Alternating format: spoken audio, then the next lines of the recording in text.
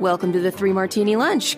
Grab a stool next to Greg Columbus of Radio America and Jim Garrity of National Review. Three Martinis coming up. It is Tuesday on the Three Martini Lunch. We're so glad you are here. It's all crazies today, from the congressional impasse to the media going crazy, and Jerry Falwell Jr. is involved too. So it's a full crazy day here on the Three Martini Lunch. Let's start with the first one and probably the biggest one, Jim. And that's what we talked about yesterday. Nancy Pelosi essentially derailing what appeared to be a bipartisan consensus, if not agreement across the board, on a coronavirus relief package, cutting checks to the American people, support for businesses, expanded unemployment insurance, a lot of help for the healthcare industry, on and on and on. The Democrats didn't like what they saw as a $500 billion slush fund. Others would call it flexibility to help various businesses. But instead of just not liking the Senate bill, Nancy Pelosi and the House Democrats rolled out what you called a Christmas tree of giveaways for special interest. Jim, this is, I'm sure, not exhaustive. They wanted to publish all corporate pay statistics by race and publish race statistics for all corporate boards. They wanted to bail out the Postal Service, require early voting, require same-day registration, and not have any verification other than to just take the voters' word for who they are. Provisions on official time for collective bargaining, full offsets of airline emissions by 2025, because that's what they need right now. Release greenhouse gas statistics for individual flights, $15 minimum wage across the board, permanent paid leave. And then we get into the real money, $33 million for NOAA, because obviously coronavirus is going to make landfall somewhere. $100 million for NASA, almost $300 million for the IRS, $35 million for the Kennedy Center, $300 million for the Corporation for Public Broadcasting, $500 million for the Institute of Museum and Library Services. Needless to say, Republicans not pleased. Here's Mitch McConnell Monday on the Senate floor. Even with the Federal Reserve announcing even further extraordinary steps today, the markets are tanking once again, as I said, because this body can't get its act together. And the only reason it can't get its act together is right over here on the other side of the aisle. So these are just a few of the completely non-germane wish list items that they're rallying behind, preventing us from getting this emergency relief to the American people right now. 11th hour demands the Democrats have decided are more important than Americans' paychecks and the personal safety of doctors and nurses. Every day, more Americans wake up to the news that their jobs are gone. Their jobs are gone. Democrats are filibustering programs to keep people on the payroll, and they're filibustering a huge expansion of unemployment insurance, which they themselves negotiated and put into the bill. And if that weren't enough, Jim, here's Nancy Pelosi on CNBC actually complaining about what she calls poison pills in the Senate legislation. You can support a bill because if it doesn't do enough that you want to do, but that's what you can get. But if it has poison pills in it, then and they know certain things are poison pills, and then they don't want unanimous consent. They just want an ideological statement. So, Jim, as we convene here late Tuesday morning, it appears Nancy Pelosi is giving up the ghost on a lot of this stuff. I think she's gotten the backlash that we were hoping that she would get. There might be some additional compromises here, but the fact that the Democrats tried to pull the Rahm Emanuel here is disgusting, and it's just amazing that they actually got called out on it. Yeah, there were three things that are jumping out at me that I think aren't getting the attention they deserve. Issue one is apparently, because of the spread of the coronavirus and because there are several members who've either been at risk or self-quarantined or things like this, people started asking about the continuance of government thing. And so Pelosi asked House Rules Chairman Jim McGovern, a Democrat from Massachusetts, study options for remote voting. And he came to the conclusion, yesterday that it would be too complicated to enact a new kind of sweeping rules change for the stimulus bill. So as far as he's concerned, the best way to pass the bill was by voice vote or unanimous consent. In other words, not having people to go and press the buttons that they have to press in order to vote yes or to vote no in the House of Representatives. Well, they haven't even resolved that. So first of all, that puts them at risk for coronavirus. But the fact that they haven't really put a way of how they're going to vote for something, and they want to pass something as big and complicated as their bill with as many controversial provisions as you just listed there, Greg. without any plan for a rule to pass it indicates that it's not a, quote unquote, real bill, that they never really expected to get it passed, that they don't really, that this was pretty much a negotiating ploy. This was a counteroffer or a card they never really expected to play. The problem is, of course, is that she, stuck to her guns and managed to gum this up for several days at a time when speed is of the essence. The second thing is kind of jumping out at me. I think this indicates how much Democrats are used to having the media cover things the way they want. And periodically you hear Republican congressional press secretaries say, what do Democratic congressional press secretaries do all day? Other than maybe distribute the talking points, because they certainly don't have to do damage control. They certainly don't have to swat away nearly as many negative stories. They never, very rarely have to spend much time correcting inaccurate reporting or things like that, against their members. In this case, Pelosi was convinced she could do this and pay minimal cost because the coverage would be very much like we saw in those evolving headlines in the Washington Post and New York Times and other places, where Democrats block stimulus bill gradually turned into partisan wrangling, derails stimulus bill and things like that. And the third thing that kind of gets to me about this, do the Democrats in the House think, or the Senate for that matter too, do they really think this is the last chance they're going to get to stick in every little spending priority they have? Do they think that there's not going to be another big spending bill through the normal appropriations process coming down the pike in a couple of months? There are a lot of times, like I understand, politicians exist to spend money. I realize they have all kinds of special causes they want to help out. I realize, the Kennedy Center really needs to get help at a time like this. But the idea this is not the time and the place, even for the usual political stuff. And everybody else on the Republican side seems to get this. They seem to understand that if we don't, each day you delay this, as we've been discussing this week, more businesses go under, more people lose their jobs, more people wonder how the heck they're going to pay the rent or the mortgage or things like that. And apparently Democrats just didn't care. Apparently it just wasn't important enough. Or they were so convinced that Republicans were so desperate that they would agree to all this stuff and that, Democrats would get a win-win. They get all this other stuff they wanted and they get to vote for this stuff in the bill. I think they've now got something akin to a loss, although we'll see how the public responds to this further. But when people argue the United States is a dysfunctional government, we're becoming a third world country and things like that, I don't want to believe that really pessimistic assessments like that are true. The fight on Capitol Hill and the obstinance of the Democrats, their inability to put aside their urge to get the usual pork barrel, I want to help this cause, I want to help that cause instincts, really does create that kind of unnerving possibility that our government cannot function the way it needs to in a crisis. I love the optimism. We'll see if it actually comes together.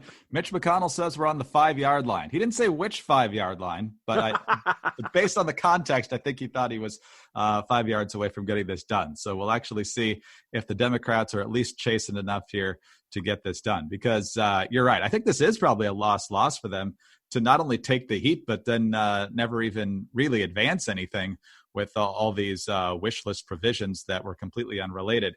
I don't see what the positive was for them in this at all, unless they really are setting the stage for something a little bit later on. Yeah, and I just want to jump in and add one point I saw from Politimath, which does not, should not be overlooked at a moment like this. Greg, do you remember like a month ago when Mitt Romney voted for the impeachment of President Trump and all these Democrats said that he was a hero, that he was standing for principle, that he was demonstrated a different moral character than the rest of the party? Yes, sure. And this week he said, we got to get the stimulus thing done fast. And he offered by Mitt Romney. I joked yesterday he was so angry he used a contraction. Mitt Romney was furious, right? Now, what's interesting is that here's a situation where 1 month ago, Democrats were saying this guy has good judgment. Like this guy sees things. And clearly, as soon as impeachment ended, that dropped. And he was back to being the terrible former CEO who gave workers cancer and all that, dog on the roof, all that kind of stuff. It means that none of that praise during impeachment really mattered, that they don't really mean any of this stuff, that this is basically, if you're agreeing with my side, that you're a good guy.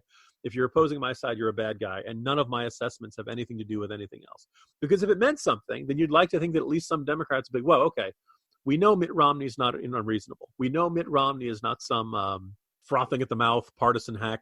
I mean, guys like John Barrasso are furious over this. Susan Collins is, enraged about this. When the most moderate and milquetoast Republicans are saying, Democrats, how can you do this? You'd like to think that at least some Democrats would have said, wait, okay, guys, maybe we're pushing this too far. And absolutely, There's no indication that Democrats did this at one iota.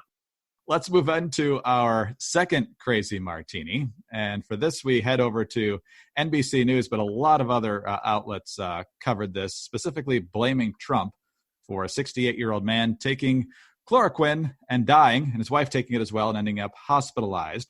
NBC News, this is how they report it in their tweet. Arizona man dies after ingesting chloroquine in an attempt to prevent coronavirus. There are no drugs approved to try to prevent or treat the new coronavirus. Self-medicating to prevent the coronavirus can be dangerous and possibly deadly. Then Heidi Prisbilla of NBC kind of picks up the interview that her colleague Von Hilliard did with the woman who's being hospitalized here. She says, "We saw Trump on TV, every channel, and all his buddies, and that this was safe," she said. "Trump kept saying it was basically pretty much a cure." Then she goes on to say, "Don't take anything. Don't believe anything. Don't believe anything that the president says and his people because they don't know what they're talking about. And don't take anything. Be so careful and call your doctor. This is a heartache I'll never get over." And Jim, obviously we have great sympathy for a woman who's lost her husband and now her own health is compromised to some extent.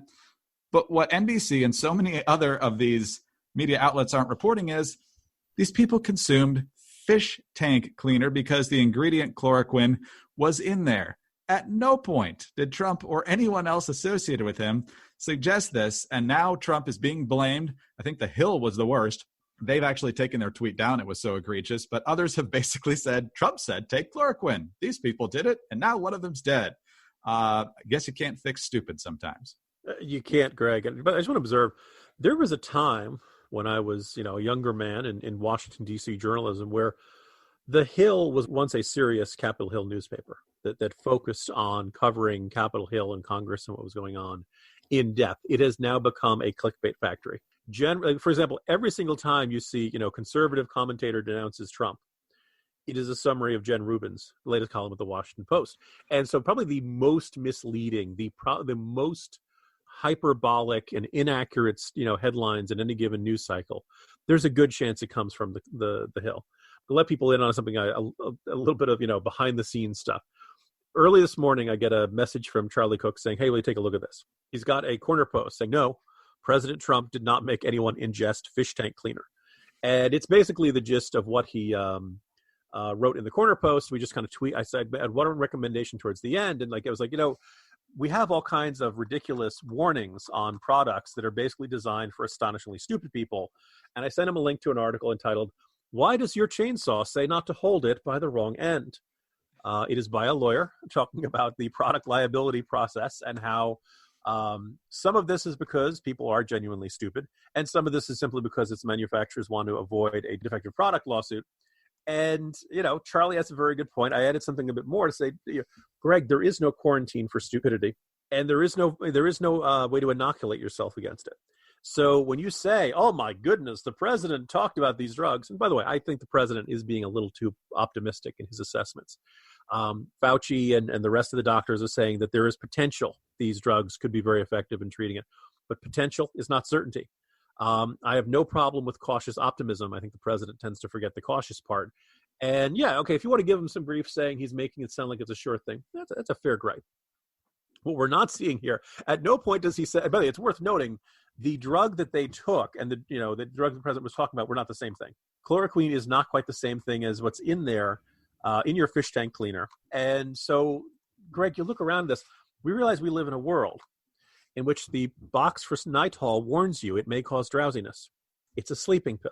Wheelbarrows have signs that say it's not intended for highway use. No, you should not be giving people, riding around in a wheelbarrow. Greg, I don't know if you know this, the air erasable marker that you use for fabric when you need to mark something you want it to disappear should not be used as a writing instrument for signing checks or any legal documents. No. Yeah. But my absolute favorite, and my thing is that if you're eating fish tank cleaner because you think it's going to keep away the coronavirus, you probably are the kind of person who needed the warning from Apple to not eat your iPod. Now, admittedly, it is a product from Apple. So maybe some people thought it was Apple flavored or something like that. The Darwin Awards, the Tide Pod Challenge, the Bird Box Challenge. There's a lot of evidence there are a lot of stupid Americans out there. That's a problem in and of itself. We are going to beat the coronavirus long before we beat human stupidity. However, the idea of taking every one of these things and trying to turn it into another gotcha story against the president, is not helpful. And you're starting to see some discussion around social media today. The president's going to say things that are not less than fully accurate, shall we say. And he's going to say things that are too optimistic, and he's going to say things that are, the gist is correct, but maybe not the details, and that's bad. That's a problem. But all in all, but we also have Pence, we also have Fauci, we also have Dr. Bricks. We have lots of other folks who are more up to the technical details, and Americans should listen to that. The problem of whatever the president says that's inaccurate gets exacerbated by a media that finds this to be the most interesting aspect of whatever that's going on during a global pandemic. We have bigger issues right now. I don't quite know whether the coverage of this woman, when this woman is running around saying, don't listen to what the president is saying, I think we're now reaching irresponsible journalism. I understand she's just been through a terrible experience. She's lost her husband. She's herself at risk. But this is a search for the scapegoat, and the president is not responsible for every dumb thing that every dumb person does across the country. All right, let's go on to our third and final crazy martini. So we got the media on the left. One of the president's most prominent supporters on the right is Jerry Falwell Jr. Jerry Falwell Jr. is the president of Liberty University. Liberty University is in Virginia. And if you live in Virginia, you know that yesterday, Governor Ralph Northam closed public and private schools, meaning K through 12, for the rest of the school year. Didn't quite go onto shelter in place, but definitely clamped down on what businesses can be open and how many people can be in them. In Lynchburg, Virginia, home of Liberty University, it's back to school, baby. This is the Richmond Times-Dispatch. As the coronavirus threatens to spread across the Lynchburg region, Liberty University officials are preparing to welcome back up to 5,000 students from spring break this week. Defying a national trend of campus closures, President Jerry Falwell Jr. has invited students to return to residence halls and has directed faculty members to continue to report to campus even as most classes move online. In an interview Sunday night, Falwell said somewhere between several hundred to more than 5,000 students are expected to live in campus dorms where they will continue coursework online rather than in classrooms. That's curious in and of itself. Meanwhile, hundreds of professors and instructors without a valid health exemption will come to campus to hold office hours. He says we have a responsibility to our students who paid to be here and who want to be here and who love it here. So, Jim, the fact that it's going to be all online anyway is a real head scratcher that they really want them all back on campus. What do you make of Jerry Falwell Jr. bucking the trend? Well, the word bucking comes up, or something that kind of rhymes with that. I can imagine scenarios where colleges might say, some of our students, particularly those that have international students or something like that, may have difficulty returning to their homes. We're going to keep the dorms open for a particular period of time. Flights being canceled. I think I understand Acella's ridership is down 99%. If for some reason they can't get back to their regular, usual shelter, then maybe that makes sense. I can think of scenarios where most universities are still trying to continue classes, but they're trying to do it through online learning and things like that. And look, I understand every college administrator, every government official is trying to feel their way through here and is trying to, improvise a solution in a kind of unprecedented set of circumstances. With all of that granted, if you are the lone college that's open when everybody else around you is closed, or is not having students, getting together, that's a giant warning sign. That's a giant signal that maybe I don't want to be that one person who is zigging when everyone else is zagging, particularly when it comes to the issue of a potentially deadly ending. Yes, college students are probably at lowest risk of having a fatality from the coronavirus. By the way, Greg, I don't know if you saw in that story, did any of those spring break students go down to Florida? Didn't say.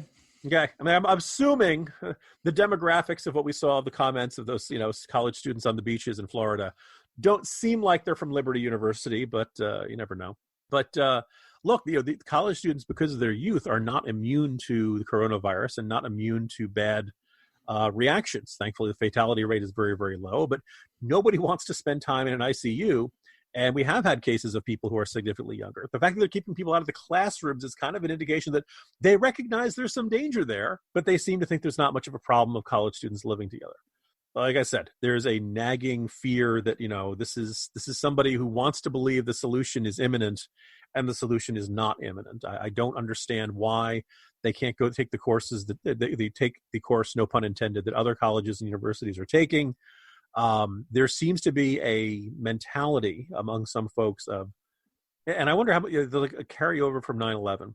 Well, if we stop doing what we do, then the terrorists win. And that was a strong and valid argument in the post 9/11 response, in our response to the war on terror. The virus doesn't care.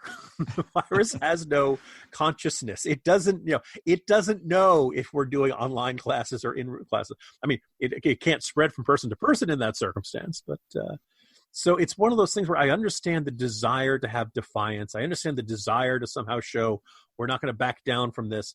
But canceling your classes or moving everything to online, that's not an act of cowardice. That is an act of appropriate risk assessment. And I hope Liberty University reconsiders this decision because based on what we know so far, there's a really unnerving possibility that they're exposing their students to an unnecessary and unwise risk. Jim, I read this story and it makes me think of the climate change debate. Not that I'm equating the validity of the two arguments or anything like that, but one of the arguments that we always come up with climate change is, okay, Democrats, let's say we go down your road and do all these draconian things that hurt our economy. You still got the whole rest of the world. And now we kind of see two different camps here with response to the virus too. Okay, we're going to hunker down for 2 weeks or a month or whatever might flatten the curve here. Well, a lot of folks will hunker down. But if the other half doesn't hunker down, does it actually accomplish anything? But as we're discussing how much time is appropriate, Greg, I'm reminded of a scene from 30 Rock. Matt Damon is playing a airline pilot who is dating the Liz Lemon character. And she's like, what do you know in the airline industry that, we passengers don't know? And he says, well, I'm paraphrasing all the dialogue here, but the gist is, whenever we have to announce a delay, we never say it's going to be any more than half an hour, even if we know it's going to be significantly longer than half an hour. She's like, why? He goes, well, because that's the most amount of time you can ask someone to wait before they get really mad. Obviously, that scene is written for comedy, but you wonder if it's inspired by some actual comment by a pilot. Greg, I don't know about you. I don't know how many times I've heard, folks, we're going to be stuck here on the tarmac for probably about 30 minutes now. We're hoping to get clearance from the tower, and we'll get you out of here as soon as we can. How many times in your life have you heard that signal and you're thinking, wait a minute, maybe it's going to be more than that, but they know 30 minutes is the magic moment, is the magic amount of time that, well, okay, I can wait, but I'm not going to freak out. It'd be nice if everyone in government could say, we're going to reassess this after 2 weeks and hold up that possibility that maybe in 2 weeks, whatever we're doing doesn't need to be done. Now, here's the thing. Based on all the data we're seeing, we're probably not going to get through this storm in 2 weeks. We may not get through the storm in a month. We may not be through the storm in 6 weeks. I do think it's safe to say we can't keep locked up in our houses for 6 weeks at a time. We need more of a social interaction than going to the grocery store. How the leaders of society work this out? I point in today's Morning Jolt, there are 16 counties in California where there are 0 reported cases of coronavirus. Obviously, they're mostly rural ones. The entire state is in that shelter-in-place lockdown status right now. God knows how effectively it's being enforced from community to community and neighborhood to neighborhood. Does it make sense to have everybody in a shelter-in-place condition in a county where no cases have been reported? Well, some virologists would say yes, because if you do that, it means the virus won't spread to that county. On the other hand, people might say, well, wait a second. If that county can at least do something to keep the economy going, why shouldn't they? I realize these are difficult choices and everybody's going to try to reach the best balance that they can. But I think it would be a little bit easier if each time we got some sort of statement that said, we will reevaluate this at this point, and if we can loosen the reins, so to speak, we will do so. So, dear leaders, please do that, because otherwise I think you'll get more and more people thinking, they're just making this up as they go along. They don't know what they're talking about. Let's all get together and have a backyard barbecue with our neighbors and all that kind of stuff. People will start ignoring the rules if they feel like the rules aren't there for a good reason. Yes, but do not ingest the fish tank cleaner. That is the biggest lesson that'd be the first of the day. thing. Yeah, rule that out. Jim, we'll see what happens the rest of today. The market's so far behaving. Let's hope it stays that way. And we actually get some resolution here to give some folks some confidence for the next few weeks at least. See you tomorrow. See you tomorrow, Greg. Jim Garrity, National Review. I'm Greg Corombos, Radio America. Thank you so much for being with us today. Please do subscribe to the podcast and leave us a kind review. Also, if you've got one of those home devices, all you have to do to hear us is say, play 3 Martini Lunch podcast. We'll see you Wednesday on the 3 Martini Lunch.